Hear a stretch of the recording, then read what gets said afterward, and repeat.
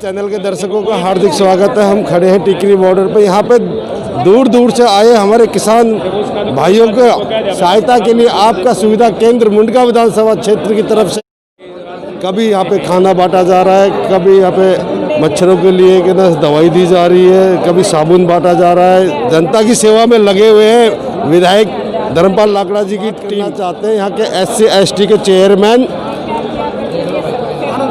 आनंद प्रकाश जी से। आनंद प्रकाश किसान आए हुए हैं पंजाब से हरियाणा से, और मानवता के हिसाब से इनकी सेवा करना हमारा फर्ज है, क्योंकि हमारे एरिया में आए ही है। मुंडका कौन सी में लगता है ये, तो रात को इनको मच्छर खा जाते हैं, और इसलिए हमने ओडोमॉस का प्रबंध करके हम सभी ने, हमारा बहुत बड़ा संगठन है ये, उन्होंने ये ओडोमॉस लाकर यहाँ लोगों को हम बांट रहे हैं कि रात को इनको आराम से चैन से सो जाए, परेशानी ना हो, इसलिए इनको जो है ओडोमॉस दिए जा रहे हैं। सब कार्यकर्ता अपनी तरफ से जो पैसे मिला करके ले आ रहे हैं और इनकी सेवा कर रहे हैं। यही हमारा काम है कि हमारे को केजरीवाल की तरफ से कहा गया है कि इन भाइयों का है विशेष तौर पर ध्यान दें। हाँ जी, ये हम ये किसान भाइयों के लिए ये ओडोमॉस बांट रहे हैं कि रात में ये बहुत परेशान होती हैं, मच्छर ज़्यादा हैं, मक्खियाँ ज़्यादा हैं। जो है मुंडका से धर्मपाल लाकड़ा जी जो है, उनको काफ़ी फ़ोन आ रहे थे भाई साहब कि यहाँ पर जो है ना रात को बहुत दिक्कत है जी मच्छरों के कारण जो है, तो उन्हीं के सहयोग से यहाँ पर जो है आज ये 2000-2500 ओडोमॉस बट रही है जी। केंद्र लगा रखा है,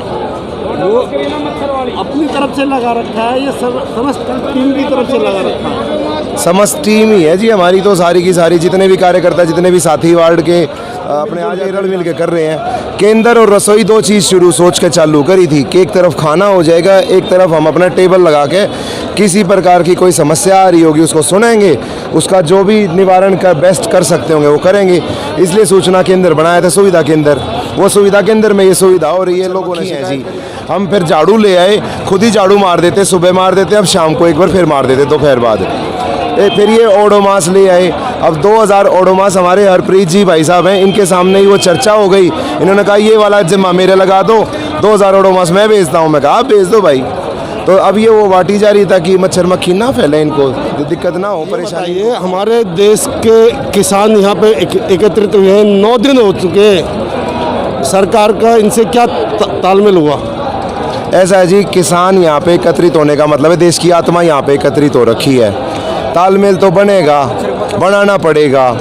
तालमेल तो सरकार को आज निकल समझ में आएगी। अभी तो सरकार जो है समीक्षा कर रही है लोगों में कितने दिन ये झेल पाएंगे, 2 दिन, 4 दिन, 6 दिन, 10 दिन। इधर से तो किसान जो है वो अपना तैयारी करके आ रहा है कि 2 महीने से पहले तो हमने हटना ही नहीं, 2 महीने 4 महीने का तो राशन लेकर आ रहा है। ऊपर से हरियाणा और दिल्ली के लोग भी ऐसे हैं, दिलेर हैं, उनका राशन खत्म होना तो दूर शुरू ही नहीं होने दे रहे। उसमें आके पहले ही और कुछ तरफ से जो योगदान चल रहा है वो यही चल रहा है कि भाई तुम अपना जब जो है बाद में कर लेना, ये पे तो यहीं का जो चल रहा है वो चलने ही दो। तो अभी तो जो है सरकार रसाकसी चला रही है, देख रही है कि कितना इनमें हिम्मत है रुक पाने का, डट पाने का। ये भी शांति प्रिय लोग हैं, सुलझे हुए लोग हैं, डटे रहेंगे, कोई हिंसा नहीं करने के मकसद से आए।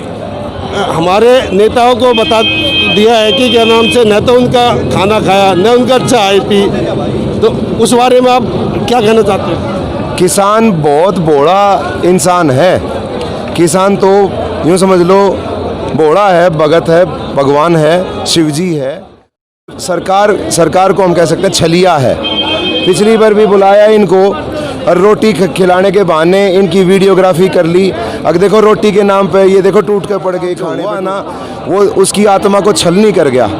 आज अपना खुद से लंगर लेके गए, खुद से बांटा, खुद से खाया, और किसी का कोई एहसान नहीं, ना उनकी कुर्सी इस्तेमाल करी, ज़मीन में बैठ के खाया था। तो जब जिसकी आत्मा छलनी हो रखी होगी वो तो फिर ऐसे ही निकलेगी। मेरा नाम सावित्री मलिक है, मैं मोदी की दुश्मन हूँ। जब किसान के पास अनाज आता है, किसान से बढ़ के दानी कोई, उसके घर में गेहूँ आता है, कहीं तेली को देता है, कहीं धोबी को देता है, कहीं मनियार को देता है, कहीं किसान खाती को देता है, कहीं लोहार को देता है। सारा जब गेहूँ उठ जाता है ना, कुछ गेहूँ जब बचता है वो अपने घर में लेके जाता है। उससे बड़ा दानी आज हरियाणा से जर्जलेगा बेरी गाँव का हूँ, तो ये MSP पे कैसे विश्वास करा था। इन्होंने हरियाणा में गेहूं का भाव 19 से 25 का भाव कर दिया शुरू में, बाद में जो 2000 बिकेंगे, त्यौहार एक महीना बाद मैं और 21 से लूँगा। आई ना फिर सारा वो टाइम लग गया ना, 1600 भाव गेहूँ बिकवाए, जमींदारा ने 1600 गेहूँ भाव ये दिए हैं, तो इन पर विश्वास कैसे कराया था बीजेपी गवर्नमेंट। भाई मैं बलदेव राजसिवास चरखी दादरी हरियाणा से। मेरा जन्म हुआ है 1976 में। उस समय गेहूं का भाव था कुल 76 रुपये कुंटल, और सरकारी एम्प्लॉय उसका सारे एम्प्लॉयज़ को उसका हक मिल गया है। उसकी किसी की 300 गुना बढ़ गई, किसी की 100 गुना बढ़ गई, किसी का 200 गुना बढ़ गया। बचा किसान, इसका क्या इसका 100 गुना का भी अधिकार नहीं है। ये मेरी वाजिब किसान के लिए वाजिब मांग है या गलत मांग है, इसका भी कोई हक बनता होगा। ये अन्नदाता है, सभी का पेट भरता है, दिन और रात 24 घंटे का मजदूर है, और इसको इसकी मजदूरी भी नहीं मिलती। मोदी जी कह रहे हैं कि मैं 2022, मोदी जी आप पहले ये बताएं कि इसकी आय आज कितनी है। दोगुनी तो आप तब करोगे ना जब आप ये बताओगे कि आज इसकी आय कितनी है। कैसे नापी आपने इसकी आय? इसको तो मजदूरी नहीं दे रहे आप पूरी, ये तो फ्री का मजदूर बना दिया आपने।